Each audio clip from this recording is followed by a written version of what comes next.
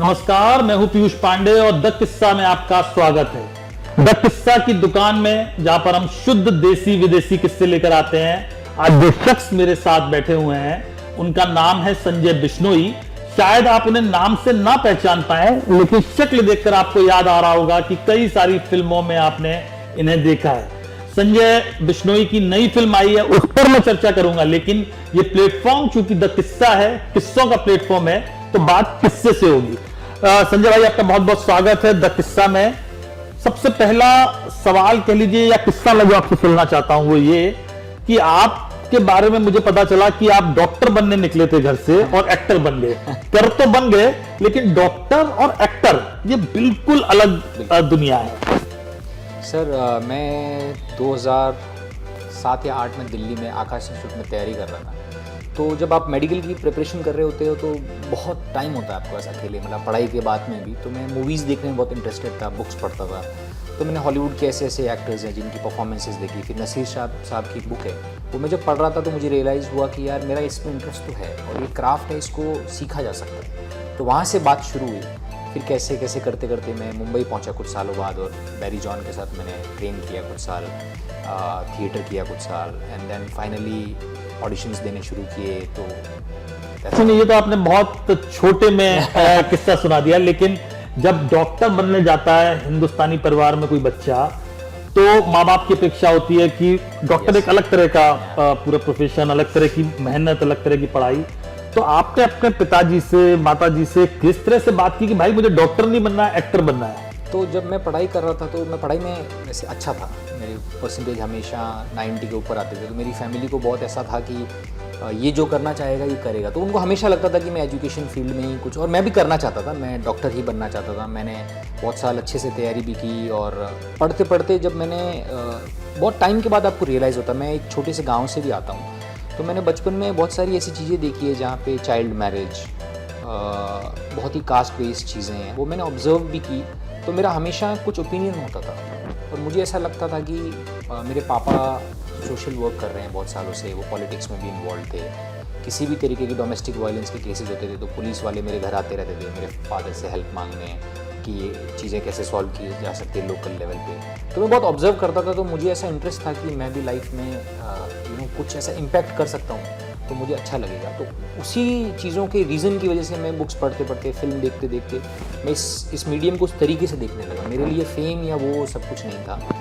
And finally मुझे realise हुआ कि अगर ये करना है तो आपके पास एक आवाज़ होनी चाहिए, आपके पास एक रीच होनी चाहिए, और फिल्म एक ऐसा मीडियम है जहाँ पे ये पॉसिबल है। आप उन तरह की कहानियों का हिस्सा बन सकते हैं, आप एक इम्पैक्ट क्रिएट कर सकते हैं। लेकिन मैंने जो आपसे पूछा, जो किस्सा जानना चाहता हूँ कि आपने अपने पापा से, मम्मी से कैसे कहा? तो मैंने पिटाई नहीं की? मैंने बहुत सालों तक जब तैयारी कर रहा था, तो पहले तो एक्चुअली मैंने उनको झूठ बोला कि मैं डॉक्टर इसलिए नहीं बनना चाहता क्योंकि हमारा बिजनेस है, तो क्यों मैं 10 साल ख़राब करूं, और मुझे MBA करने तो फिर मैं बिज़नेस संभालूंगा। तो मेरे पिताजी बेचारे, उन्होंने बोला कि ठीक है, अब तुम्हारी मर्ज़ी, तुम ये कर लो। तो मैं उनको ऐसे करके पुणे पहुंच गया। मैं वहाँ पे जाके BBA करने लगा। वहाँ पे भी मैं सिर्फ एक्टिंग की तैयारी करता था, फिल्म्स देखता था, मेरा और कोई फोकस नहीं था। फिर एक टाइम आया जब मुझे MBA करने के लिए UK जाना था, तो तैयारी हो गई, और वहीं रहते रहते पुणे में मुझे एक ऐड मिल गया बैंक ऑफ महाराष्ट्र, जो कि पूरे इंडिया में न्यूज़, मेनली न्यूज़ चैनल्स पे ज़्यादा आया। अच्छा। और मेरे घर में सब न्यूज़ देखते हैं, तो उनको एक दिन लगा कि ये तो संजय है, वो शॉक हो गए। तो उन्होंने मुझे फ़ोन किया, और मैंने बोला हाँ, एक मैंने था ऐसा ऐड, मैंने कर लिया। थोड़े दिन बाद मैं घर आया तो मैं अपने पापा के पैर दबा रहा था ऑनेस्टली, छत पे गाँव में ऐसे सोते हैं। तो मैंने बोला कि मेरा मन है ये करने का, और मेरे फादर ने इतना कमाल ऐसे सोते हुए हल्के से बोला कि तो किसने रोका तेरे को? और मैं शॉक हो गया कि जिन पे मैं बिल्कुल भी ट्रस्ट नहीं कर रहा था, मुझे लगा ये मेरे पे गुस्सा करेंगे, और इतने आसानी से उन्होंने बोला कि तुम्हें किसने रोका? फिर मेरे पापा ने कमाल बात बोली कि मैं एक ट्रक ड्राइवर की तरह मैंने शुरुआत की थी, मेरे पास कुछ नहीं था, तो और अगर मैं सब कुछ खो भी दूंगा तो क्या ही खो दूंगा, वापस वहीं पहुंच जाएंगे जहाँ हम पहले थे। तो जो करना है कर, बट दिल से करना। और बहुत ही कमाल का मोमेंट था मेरे लिए वो, कि sometime we should trust our parents more, I feel. नहीं, ये फीलिंग बहुत अलग तरह की फीलिंग है, जब आपको ये आशंका हो कि माँ बाप मना कर देंगे, लेकिन माँ बाप आपसे ज्यादा आप पर भरोसा रखते हैं, और कई बार बच्चे इस बात को नहीं समझते। कि शायद उनको कहने की देर है। Yes. माँ बाप का सपोर्ट पहले से उनके पास है। आपने कि अगर नहीं भी समझते हैं तो ये हमारी जिम्मेदारी है कि हम उन्हें अच्छे से समझाएं। कभी कभी कुछ चीज़ों की समझ नहीं होती है, एक गैप भी होता है, तो वो भी हमारा भला ही चाह रहे होते हैं। तो एक लंबे टाइम तक अगर आप उनसे कॉन्वर्सेशन करेंगे, उनको एक रीज़न बताएंगे कि मैं ये क्यों करना चाहता हूँ, ये कोई सुपरफिशियल रीज़न नहीं है, मैंने सोचा है इसके बारे में, तो मुझे लगता है वो मानेंगे। आपने बातों में जिक्र कर दिया कि आपके पापा ने कहा कि मैंने एक ट्रक ड्राइवर से शुरू किया था, तो ये किस्सा क्या है कि ट्रक ड्राइवर से शुरू किया और आज उनका बेटा फिल्मों में काम कर रहा है, कई सारी फिल्में कर चुका है, हो सकता है और बड़ी फिल्मों में हमें जल्दी आने को देखने को मिले, तो ये क्या पूरी कहानी है? मैं एक बहुत छोटे गांव से आता हूँ, जोधपुर में लांबा करके मेरा गांव है। तो मेरे पापा जब बड़े हो रहे थे तो बहुत गरीबी थी, मतलब हमारे पास मेरे फादर के मेरे दादाजी के जो बेसिकली उनके पिताजी की डेथ बहुत जल्दी एज में हो गई, तो वो मजदूरी और ऐसे छोटे काम करना।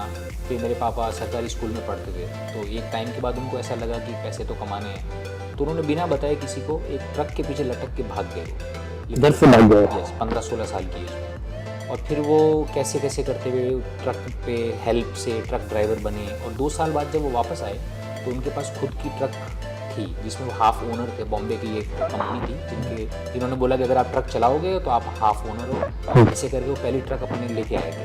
फिर धीरे धीरे मेरे गांव के बहुत सारे लोगों को मेरे पापा ने इन्वॉल्व किया, और अभी में जो मेरा गांव है वो एशिया में सबसे ज़्यादा टाटा के जो ट्रक्स है वो मेरे गांव में जोधपुर। वो आपके नहीं, मतलब बहुत ऐसे करके, तो एक वो रेवोल्यूशन टाइप की जो चीज़ होती है वो कर दी मेरे पापा ने एक एज में, और बाय द एज ऑफ 25-30 वो गांव के सरपंच भी बन गए, फिर धीरे धीरे जिला परिषद सदस्य बने, और एक टाइम के बाद बिजनेस मेरे बड़े भाई को, परिवार को, मेरे चाचा है श्याम जी जो सब कुछ संभालते हैं मेरे पापा के बाद, वो मेरे पापा जैसे ही हैं, और मेरी फैमिली मेरे को बहुत सपोर्ट भी करती है, तो उन्होंने सब कुछ पूरा संभाला। और फिल्मी दुनिया जो हम बाहर से देखते हैं और ये लगातार बहस चल रही है कि आउटसाइडर के लिए बहुत मुश्किल है, तो आपके संग किस तरह के प्रसंग हुए, किस तरह के किस्से हुए, किस तरह के अनुभव हुए जो आपको याद रह गए? मतलब आप आर्थिक रूप से अब कमजोर तो नहीं है, कम से कम कि एकदम से जो एक वो स्थिति नहीं है, लेकिन फिर भी आपको आर्थिक रूप से मजबूत होने के बावजूद फिल्म नहीं मिल सकती है, तो आपका अनुभव क्या रहा? मुझे लगता है बॉलीवुड पे ना बहुत फोकस है, क्योंकि वो एक फेमस मीडियम है। आप कोई भी ऐसा फील्ड ले लो जहाँ पे ऐसा है ही नहीं कि अगर आपको उस क्राफ्ट की, उस चीज़ की मेहनत नहीं करोगे वो मिल जाएगा, ऐसा कुछ भी नहीं है। अगर आप डॉक्टर की तैयारी करने लगे, जो मैं कर रहा था, लाखों लोग फॉर्म भरते हैं और एम्स के अंदर 35 सीट है। हर फील्ड के अंदर कंपटीशन है, आप में कॉम्पिटेंस होना बहुत ज़रूरी है। मुझे लगता है कि सिनेमा में भी क्या है कि बहुत लोगों को समझ नहीं है कि वहाँ पे NSD नाम की स्कूल भी है, FTI भी है, बहुत कमाल के एक्टिंग कोचेज़ भी है, तो आपको पहले वो काम सीखना पड़ेगा, और वो मुंबई आने से पहले सीखना पड़ेगा। वहाँ आके अगर आप सोचते हो कि मैं सीख लूँगा तो ये लेकिन हम लोग सुनते हैं ना कि नए एक्टर्स को धक्के मार के बाहर निकाल दिया जाता है, या उसके ऑडिशंस की जो पिक्चर्स मतलब जो क्या पोर्टफोलियो उसको कूड़े के डिब्बे में डाल दिया जाता है, तो ऐसा कोई अनुभव हुआ? मैं वो ज़माना थोड़ा बदल गया है। मैंने मुकेश छाबड़ा जी जो हैं इंडिया के सबसे बड़े कास्टिंग डायरेक्टर है, उनके साथ में भी बहुत काम किया है, उनसे बहुत कुछ सीखा है। तो मैं जब इंडस्ट्री में आया उससे पहले इंडस्ट्री उस वे में बदल गई, उन्होंने ही बदली। आप देख लो कितनी बड़ी नहीं, मतलब कास्टिंग डायरेक्टर में सबसे बड़ा नाम तो वही है, और उनका ही नाम सबसे पहले याद आता है। तो अब क्या है कि आप एक तरीका है, आप इन कास्टिंग ऑफिसेज में जा सकते हैं, और एक इंट्रोडक्शन होता है, सिंपली आप जाओ, आपका इंट्रोडक्शन लिया जाएगा, उसमें आपका नाम, ये सब, आप कहाँ से हैं, बिलोंग करते हैं, और उनमें से आपको पिक करके आपको कॉल आएगा, और ऐसे ऐसे करके लोगों के बहुत बड़े बड़े करियर बने, और ये सच्चाई है आज भी। ठीक है, तादाद बहुत है, बहुत सारे लोग हैं, लेकिन अगर आप मेहनत करके अच्छे एक्टर हैं तो अपॉर्चुनिटीज़ बिल्कुल है, और ये किया जा सकता है। उसमें वक्त लगेगा जो किसी भी चीज़ में लग सकता है, लेकिन कास्टिंग फील्ड बहुत फेयर और ओपन हो चुका है उस वे में। अगर आप में वो पेशेंस है तो आप कर सकते हो ये। तो आपको फिर ब्रेक कैसे मिल गया? नहीं, मुझे ऐसा लगता है कि जो मेरा पहला काम था वो अशोक वाटिका करके एक फीचर फिल्म है, वो भी मुझे ऑडिशन के थ्रू मिली, मैं घूमता रहता था, और वो मुझे फिल्म मिली, मैंने बनारस में शूट की 2016 में। फिर मैं हर वक्त कुछ ना कुछ एक्टिंग वर्कशॉप करता था, मुकेश छाबड़ा जी के साथ मैंने वर्कशॉप की, तो उन्होंने मुझे बोला कि तुम्हें कुछ टाइम तक कास्टिंग करनी चाहिए, तुम यहाँ को एक्टिंग करो आके। मुझे लगा कि यार ये एक अच्छा तरीका है अपने आप रियाज करने का।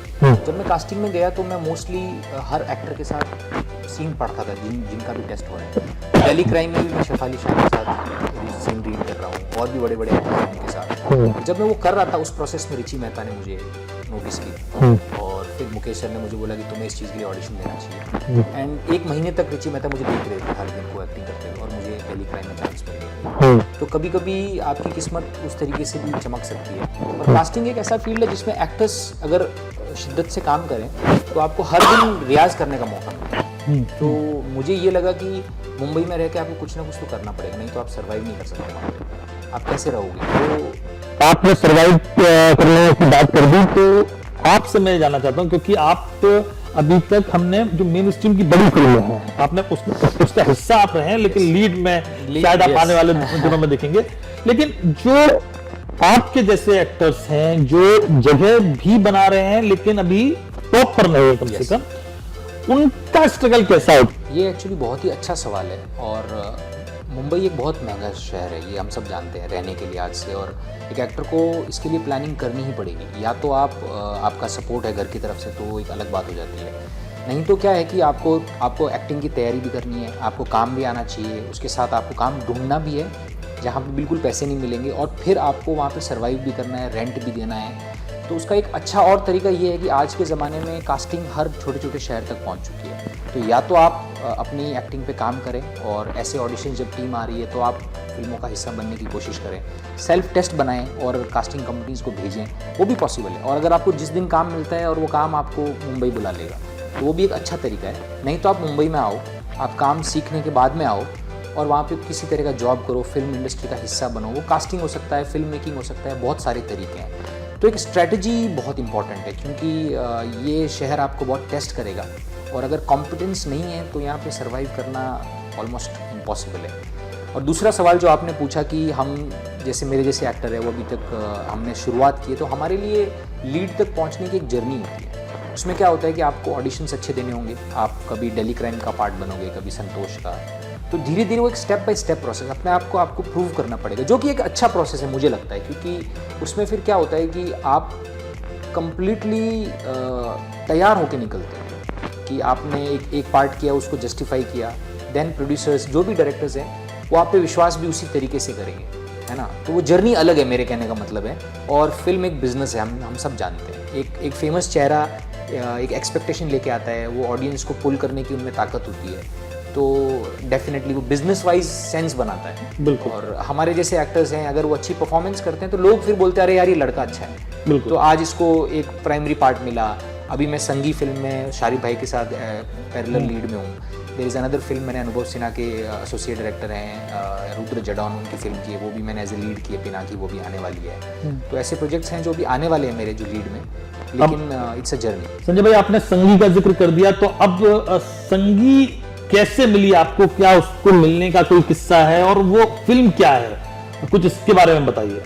ये भी एक बहुत ही कमाल की बात है। मैंने एक फिल्म की थी थार, नेटफ्लिक्स की, जो राजस्थान बेस्ड फिल्म है जी। तो संगी में एक असिस्टेंट है, वो राजस्थान से है और उन्होंने वो फिल्म देखी और उन्होंने मुझे इंस्टाग्राम पे फॉलो किया, सोनल नाम है उनका, और उन्होंने मुझे इंस्टाग्राम पे मैसेज किया कि एक फ़िल्म है संगी नाम की और हम चाहते हैं कि आप इसका हिस्सा बनो। तो मुझे पहले मजाक लगा, मुझे लगा यार कोई मुझे डायरेक्टली कैसे अप्रोच कर रहा है। नॉर्मली तो मैं सारे ऑडिशन देके मुझे प्रोजेक्ट्स मिलते हैं, बट फिर भी मैंने उनको कॉल किया और मैं तब छोटा भीम की शूट कर रहा था और उन्होंने मुझे स्क्रिप्ट भेजी फिल्म की और मैं वो राजा इंद्र वर्मा प्ले कर रहा हूँ, मैं उसमें मूछें लगी हुई है मेरी वो पूरा। और लंच के टाइम में मैंने वो पूरी स्क्रिप्ट पढ़ी और मुझे इतनी कमाल लगी वो स्क्रिप्ट, दोस्तों के बारे में, पैसा उधार लेना देना, कैसे पैसा आपकी दोस्ती को टेस्ट करता है। बहुत ही रिलेटेबल और ह्यूमरस स्क्रिप्ट थी वो, and it was written like a very good play. Basically जब आप कोई प्ले पढ़ते हो और वो इंटरेस्टिंग हो तो मज़ा आ जाता है। तो मुझे लगा यार ये फिल्म का हिस्सा तो मुझे बनना ही है। और फिर मुझे पता चला शारिफ हाशमी भाई इसमें वो क्या एक्टर है, फिल्मिस्तान से लेकर फैमिली मैन से लेकर, I am a huge fan of him. तो मुझे लगा कि यार इनके साथ तो काम करना, लालच होता है किसी भी एक्टर का, एक अच्छे कलाकार के साथ काम करने का। बिल्कुल। तो इस वजह से मैंने बोला कि मज़ा आ जाएगा यार अगर ये करने को मिला। तो फाइनली इट हैपेंड। तो संगी का जिक्र आपने कर दिया, संगी के बारे में बता दिया, तो इसके बाद अब दर्शक कौन सी ऐसी फिल्म में, कौन सा ऐसा प्रोजेक्ट है जिसमें आपको देखेंगे? और ये सवाल इसलिए भी क्योंकि अब शायद दर्शक आपसे ज्यादा रिलेट करेंगे, तो वो कौन सी फिल्म है, कौन से प्रोजेक्ट है? मेरी एक फिल्म है संतोष, जो कि यूके से इस साल की ऑफिशियल एंट्री है। ये फिल्म कैन फिल्म फेस्टिवल में भी गई थी। वहाँ पे इंडिया की 3 ऑफिशियल एंट्रीज थी, all we imagine is light, Santosh and shameless. तो कैन का भी मेरा एक्सपीरियंस बड़ा कमाल था। और अभी 23 जनवरी को हमारी फिल्म ऑलरेडी शॉर्टलिस्ट है, सारी कंट्रीज से फिल्में जाती है एक एक करके। इंडिया से लापता लेडीज़ गई, यूके से संतोष गई, it's a shortlist right now. और 23 को हमें पता चलेगा कि अगर हमें ऑस्कर नॉमिनेशन मिलता है तो इट्स ड्रीम, कमाल हो जाएगा। और एक किस्सा है उस पर भी। मैं दिल्ली क्राइम के लिए सनडांस गया था, तो जब मैं वापस आया तो मेरे दोस्तों ने एक फेक ऑस्कर की ट्रॉफी मेरे घर लेके आए वो। और उनको हमेशा से पता था, मैं हमेशा ऑस्कर की बातें करता था, राउंड टेबल्स देखना, मैं बहुत ही एंथुसियास्टिक था इन चीज़ों को लेकर। तो उन्होंने मुझे वो फेक ऑस्कर दिया और बोला कि क्या पता एक दिन सनडांस के बाद वो भी मिल जाए। तो उस टाइम तो मुझे मजाक जैसा ही लगता था, क्योंकि ऐसा कहाँ ही होता है। और थोड़े साल बाद संतोष हुई और अब वो ऑस्कर की रेस में है। तो मेरा कहने का मतलब है कि कुछ भी पॉसिबल है, मैनिफेस्टेशन वर्क करती है। और आपको, हाँ, आपको अपने आप में विश्वास है और आप वेट करके जो भी कोर्स है उस पर चलते रहेंगे तो इट्स पॉसिबल। ठीक बात। तो संजय भाई बहुत बहुत शुक्रिया आपका, आपने हमारे साथ अपने किस्से बांटे और मुझे मालूम है कि आपकी पोटली में कई सारे किस्से हैं। हम आपकी जब नई फिल्म आएगी तो उसे और दूसरी तरीके से वो किस्से करेंगे, कुछ लंबी बातचीत करेंगे। ये तो एक मौका, एक संयोग बन गया आपसे बातचीत का। तो आपने द किस्सा से बातचीत की, बहुत बहुत धन्यवाद। बहुत मजा आया मुझे और कमाल का फॉर्मेट है और वेरी वेरी इंटरेस्टिंग, और आपसे बात करके स्पेशली बहुत थैंक यू वेरी मच।